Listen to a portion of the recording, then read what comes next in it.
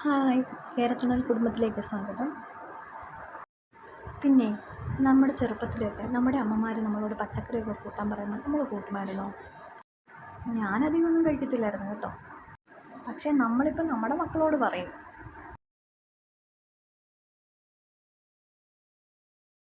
പക്ഷെ പ്രായമൊക്കെ ആകുമ്പോഴേ ഹെൽത്തിന് ഇഷ്യൂസൊക്കെ വരുമ്പോഴത്തേന് നമ്മൾ കുറച്ചൊക്കെ മാറി ചിന്തിക്കും. അങ്ങനെ ഞാനിപ്പോൾ ഒന്ന് മാറി ചിന്തിച്ചേക്കുവാണ്. ഈ വൈകി വന്ന വിവേകം എന്നൊക്കെ പറയില്ലേ, അതുപോലെ. എന്തായാലും നിങ്ങളൊന്ന് പരീക്ഷിച്ച് നോക്കണം കേട്ടോ. ഈ തോരനെ നമ്മൾ ഉള്ളി സവോളയൊന്നും ഉപയോഗിക്കുന്നില്ല കേട്ടോ. അപ്പം നമുക്ക് റെസിപ്പി നോക്കാം. എന്തായാലും നല്ല ഹെൽത്തി തോരനാണ്, പരീക്ഷിച്ച് നോക്കണേ. ഇഷ്ടപ്പെട്ടാൽ ഒരു സബ്സ്ക്രൈബ് കൂടെ ചെയ്യണേ. വളരെ സിമ്പിളാണ് കേട്ടോ. അല്പം ബീൻസും 2 ചെറിയ ക്യാരറ്റും ഒരു 1/4 ഭാഗം ക്യാബേജും കൂടെ എടുത്തിട്ടുണ്ട്. അതിലേക്കൊരു ചെറിയ കഷ്ണം ഇഞ്ചിയും ഒരു പച്ചമുളകും കൂടെ എടുത്തിട്ടുണ്ട്. പച്ചമുളകിന് ആവശ്യത്തിന് എരിവുണ്ട്, പക്ഷെ ഞാൻ എപ്പോഴും പച്ചമുളക് അരി കളഞ്ഞിട്ടാണ് എടുക്കുന്നത്.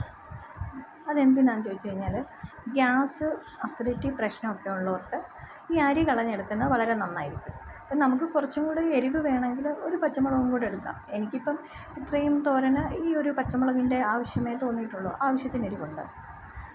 ഈ അരി കളഞ്ഞെടുത്ത് കഴിഞ്ഞാൽ എരിച്ചിൽ നന്നായിട്ട് കുറയും.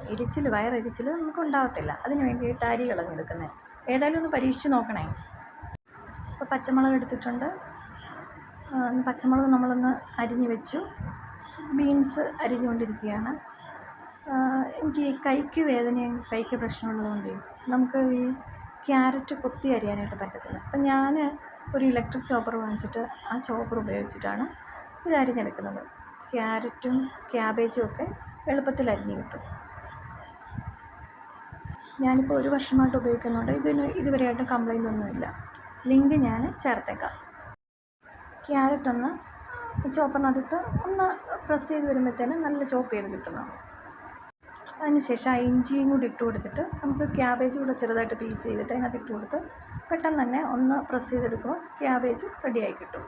നമുക്ക് ചൂടായ ചീനച്ചട്ടിയിലേക്ക് ഒരു ടീസ്പൂൺ വെളിച്ചെണ്ണയും ഒരു 1/4 ടീസ്പൂൺ കടുകും കൂടി ഇട്ട് കൊടുക്കാം. അതിനുശേഷം നമ്മളെടുത്ത് വെച്ചിരിക്കുന്ന ബീൻസും ക്യാരറ്റും ക്യാബേജും കൂടെ അതിനകത്തിട്ടിട്ട് മിക്സ് ചെയ്യുക. ഒരു 1/4 ടീസ്പൂൺ ഉപ്പിടുക. പച്ചമുളകും കറിവേപ്പിലയും കൂടെ ചേർത്ത് അടച്ച് വെക്കുക.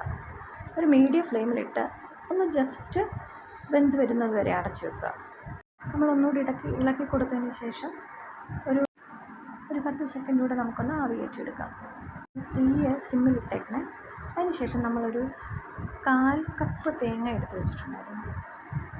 ഈ തേങ്ങ ഇടുന്ന ഭാഗം വീഡിയോയിൽ നിന്ന് മിസ്സായിപ്പോയി, സോറി കേട്ടോ. ആർക്കും ഒരബദ്ധം പറ്റുമല്ലോ. തീ ഓഫ് ചെയ്തിട്ട് വേണം തേങ്ങ നമ്മൾ ഈ ക്യാരറ്റ് തോരൻ്റെ നടുക്കായിട്ടിട്ടിട്ട് നമ്മൾ നന്നായിട്ടങ്ങ് അടച്ച് വെക്കുക. തീ ഓഫ് ചെയ്ത് വെക്കണേ. 10 മിനിറ്റ് നമുക്കങ്ങ് അടച്ച് വെക്കാം.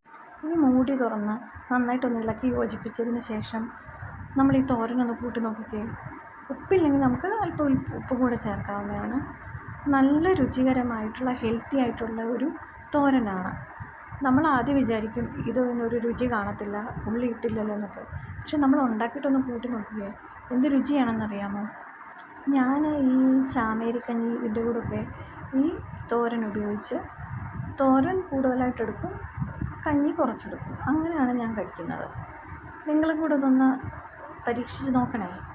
നമ്മൾ തീയിലിട്ട് തേങ്ങ വേവിക്കുന്നില്ലല്ലോ, അതുകൊണ്ട് തന്നെ നമുക്ക് കൊളസ്ട്രോൾ ഒക്കെ വരാനുള്ള ചാൻസ് കുറവാണ്. അപ്പം എല്ലാവരും പരീക്ഷിച്ച് നോക്കുക. വളരെ ഹെൽത്തി ആയിട്ടുള്ള ഒരു തോരനാണ്. കഞ്ഞിയുടെ കൂടെയൊക്കെ ഉപയോഗിക്കാം, ചോറിൻ്റെ കൂടെ ഉപയോഗിക്കാം, ചപ്പാത്തിയുടെ കൂടെ ഉപയോഗിക്കാം, എന്തിൻ്റെ കൂടെ വേണമെങ്കിലും സൈഡ് ഡിഷായിട്ട് ഉപയോഗിക്കാം. കഞ്ഞിയുടെ കൂടെ ഒരു ചമ്മന്തിയും കൂടെ ഉണ്ടെങ്കിൽ നല്ല അടിപൊളിയായിട്ടുള്ളൊരു റെസിപ്പിയാണ്. എല്ലാവർക്കും ഇഷ്ടമായാൽ എൻ്റെ ചാനലൊന്ന് സബ്സ്ക്രൈബ് ചെയ്യണേ, ഒന്ന് ഷെയർ ചെയ്യുകയും കൂടെ ചെയ്യണേ. Thank you.